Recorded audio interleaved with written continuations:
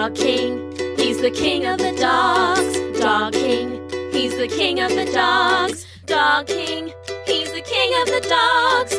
Dog King, he's the king of the dogs. His mother was a dog, his father was a king, so now he's Dog King, and he's king of the dogs. Dog King. His bite is worse than his bark. Dog King. Because he bites like a shark. Dog King. You know he's ruling the streets. Dog King. He won't roll over for treats. His mother was a dog, his father was a king, so now he's Dog King, and he's king of the dogs. Dog King. Today we find Dog King, king of the dogs, sitting on his throne, gazing out at his kingdom.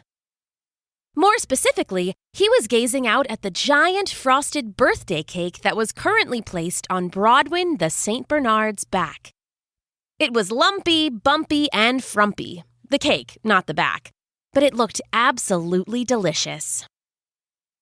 Broadwin and Pickles the Chihuahua had made it out of scraps from behind a bakery, and the frosting was mostly peanut butter, with a little seasoning of slobber from all the taste tests. "Set it down right there," said Dog King, leaping forward to help. He took one side of the cake while Luke the Golden Doodle took the other. They got it off Broadwin's back and safely, minus a few nibbles, onto a stack of pallets they were using as a table. "Looks great, you two," Dog King said. "Rambo is going to love it." "Thanks," said Pickles, bursting out the side of the cake in a plume of frosting and what looked like crumpled croissants. He licked the frosting from his face and then shook, spraying the rest all over his fuzzy friends. "We worked really hard on it. Cake of the month, cake of the year, cake of the century. Oh, I just hope that Drool Factory likes it." "Oh, sugar," said Broadwin. "Everyone likes a birthday cake. And Rambo is just about the least picky critter I've ever seen." "That's true," said Cranberry the cat. "I once watched him eat an entire pair of jeans because there were crumbs in the pocket." "I once watched him eat a hole through a fence because the neighbors were cooking hot dogs," said Dexter the Bulldog, waddling in for the party. "Totally," said Luke the Golden Doodle. He shouted from above where he was stringing a banner of dirty socks across the alley. "I once watched him try and eat his own tail because he sat in garbage juice." "Never did catch it," said Rambo, walking into the alley. "What's going on in here?" "Oh, Rambo!" said Pickles. "Sweet Georgia Brown, you're early! Leave and come back again in 10 minutes!" "What am I supposed to do for 10 minutes?" asked Rambo. "Hey," said Dog King, winking at Pickles. "What's that behind you, Rambo? Is that a squirrel?" "Squirrel?" shouted the rust-brown pit bull. "Not on my watch! I'm coming for you, you little tree rat! Better protect your acorns, Buster, 'cause they call me the Nutcracker! Awoo!" Rambo turned and ran back the way he came. Unfortunately, Dog King's trick worked a little too well, and he was followed by Luke, Dexter, a German Shepherd, 2 hounds, and a Dalmatian so chubby and round that he looked like a soccer ball. "Well, I bought us a few minutes," said Dog King, laughing. "Let's get this party ready." Rambo and the rest came prancing back a few minutes later, stopping only to scoot their butts on the fresh-cut grass across the street until the landscapers chased them out. When they tumbled into the alley, they saw a birthday cake with a single crooked candle burning bright. "Happy birthday, Rambo," said Dog King as the dogs all cheered, and Rambo let his tongue loll out and wagged his whole butt in a happy doggy grin. "Whoa! A birthday!" he woofed, running circles. "And a cake! Is it for me?" "It's not for the dog catcher, that's for sure!" yelled Pickles. The dog started singing happy birthday to Rambo, but only got one line in before the pit bull couldn't take it anymore. He launched himself into the cake, ate the candle with his first bite, and then started digging into the rest. "Come on, everyone," he said, wagging tail, launching frosting in all directions. "I can't eat this alone." All the dogs, and Cranberry the cat, dove in. They all started eating, and it was just a couple quick minutes of chomps and licks and scarfs, and the cake was gone like a slobbery magic trick. After the cake came time for presents. Rambo, round-bellied and full, sat back while the other dogs gave him gifts. There was a new stuffy bunny from Dog King with a squeaker, a giant rawhide from Pickles, baked goods from Broadwin, and on and on.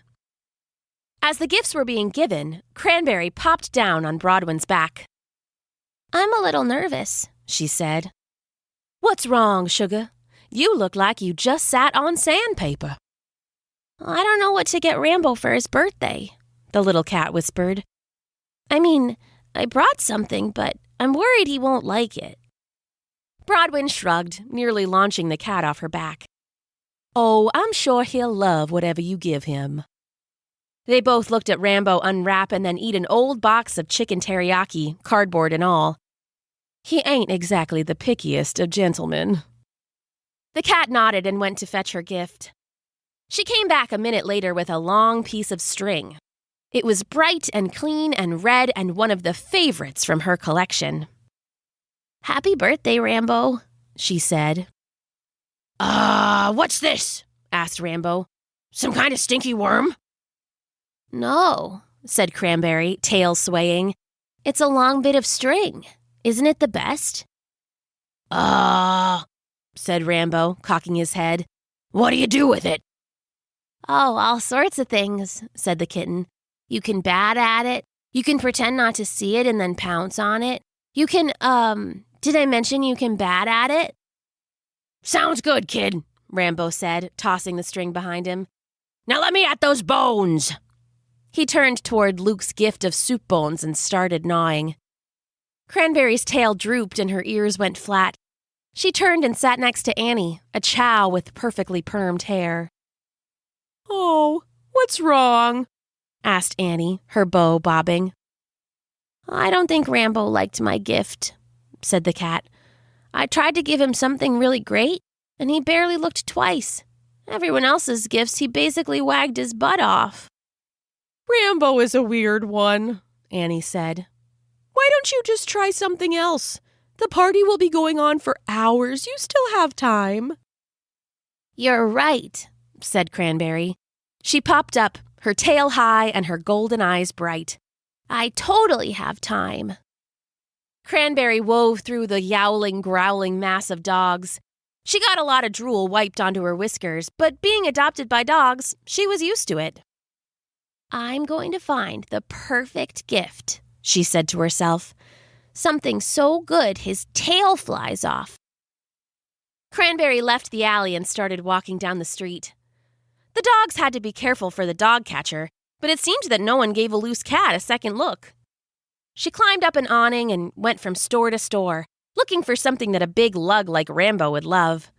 She passed stinky trash cans and old laundry and soggy garbage and finally found it. "Aha!" she said. "What a find!" She scampered up a roof and grabbed her prize, a giant gray pigeon feather.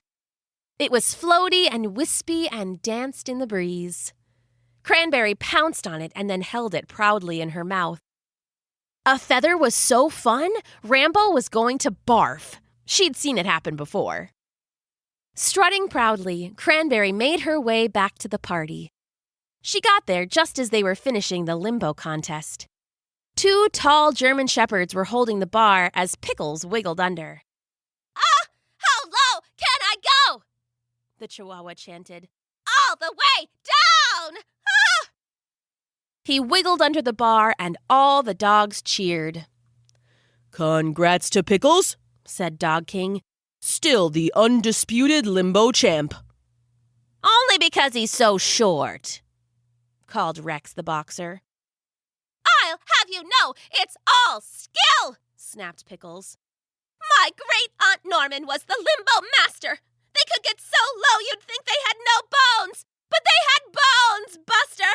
All the normal ones plus a chicken bone lodged in their throat for 3 years.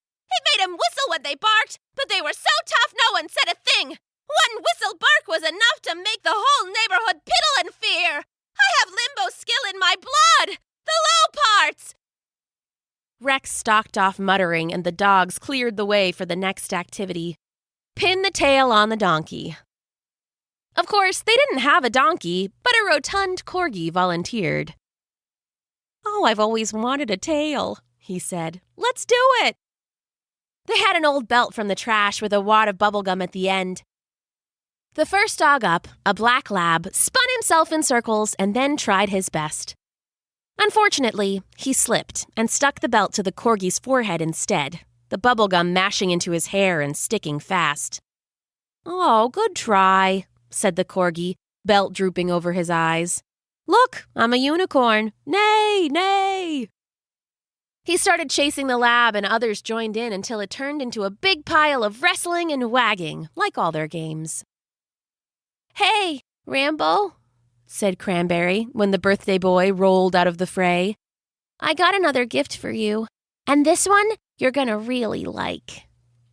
"A gift? What is it? Something to eat, I hope. I haven't eaten in like 3 minutes. Wait, does licking your butt count?" As eating?" asked Cranberry. "No, I don't think so." "Oh, man, then it's been like 4 minutes." "Well, sorry. My present isn't food, but it's still pretty great." The little cat pulled out the feather and presented it proudly. "Ta-da!" "You got me a chicken to eat?" Rambo asked, eyes bright and drool forming like a kitchen faucet left on high. "Where's the rest?" "No chicken. It's just a feather," said Cranberry. "Look, it floats and you can chase it and then kind of rub your face on it and—" Rambo leaned down and swallowed the feather in one bite. "Not bad, I guess. Tastes a little tickly. Thanks, though. Gotta go wrestle again.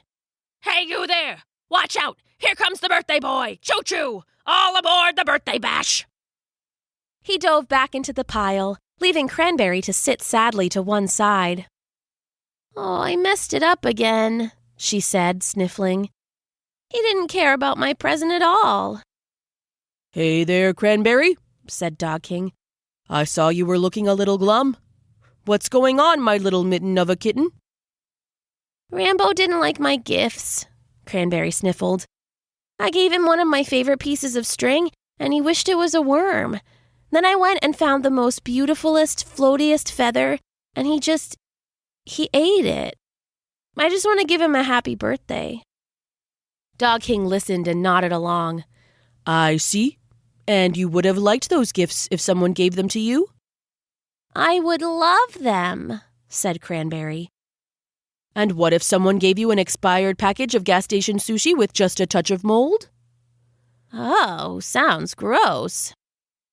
"Well, that's what I gave Rambo, and he loved it," said Dog King. "You see, when you're getting someone a gift, you need to think about what they like, not what you like.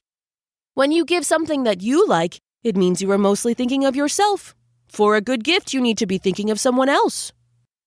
"So, I need to think like Rambo?" They both looked over to where the pit bull was panting and trying to lick some old mayo off a hanging boot, while Luke bobbed it up and down. "Well, I wouldn't go eating out of the trash like a buffet or rolling in every dead worm on the sidewalk. But yes, thinking a little like Rambo will help you get the right gift." "I guess I was thinking of myself," Cranberry said. "Don't worry," said Dog King. "You wanted to share what you love, which is a nice thought usually. But on a birthday, just give them what they want, and you can't go wrong." "Thanks, Dog King. You think I have time to try again?" They looked over again. Rambo had jumped to catch the boot and was now hanging by his jaws and trying to lick the mayo at the same time, without much success.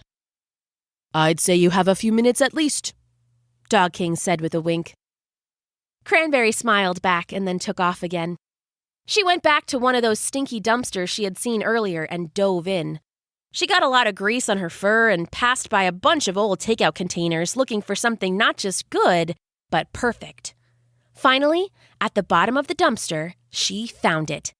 It was a tube sock, soaked through with garbage juice and about 12 different shades of brown. It stank so bad she almost hurled and was sticky in ways she had never imagined, but it was perfect. She went to pick it up, and a little raccoon slithered from the trash and snatched it. Hey, I was taking that, said the cat. It's mine, said the raccoon. This is Sour Sally's dumpster. I'm Sour Sally, and it's mine. But I need it, said Cranberry.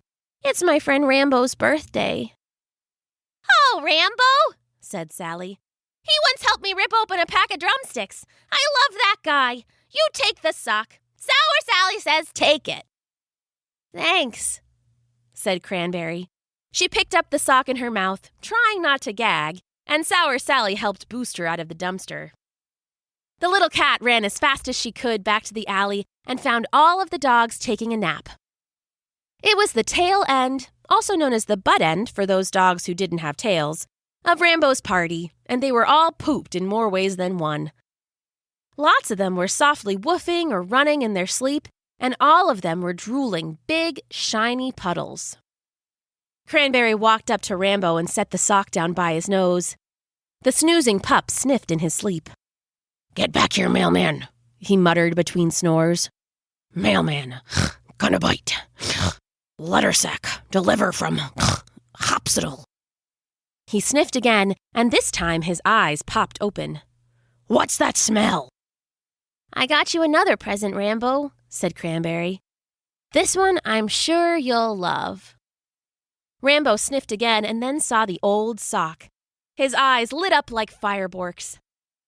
That's for me? He asked. It's perfect! He grabbed it and chewed it and then threw it and caught it and dropped it and rolled on it and finally just held it in his mouth. Thanks, Cranberry, he said around a mouthful of sock. You're the best. But you didn't have to give me anything special. I'm just glad you came to the party. Well, I wanted to do something special anyway. You're the best. You want half this sock? I bet I can rip it. Just gotta rip. Grrr. No, you keep it, Cranberry said, backing away. Happy birthday, Rambo.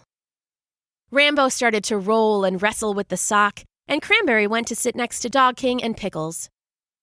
The Shaggy King was curled up on his dirty mattress throne, Pickles snoring next to him on his pink bike basket. Cranberry crawled in with the Chihuahua and settled in for an afternoon nap. It had been a stressful morning, but now everything was perfect. And later on, they'd wake up and do it all over again. Dog King, as always, leading the way. The end. Dog King, he's the king of the dogs. Dog King, he's the king of the dogs. Dog King, he's the king of the dogs. Dog King, he's the king of the dogs. His mother was a dog, his father was a king, so now he's Dog King, and he's king of the dogs. Dog King, his bite is worse than his bark. Dog King, because he bites like a shark. Dog King, you know he's ruling the streets. Dog King, he won't roll over for treats. His mother was a dog, his father was a king, so now he's Dog King, and he's king of the dogs.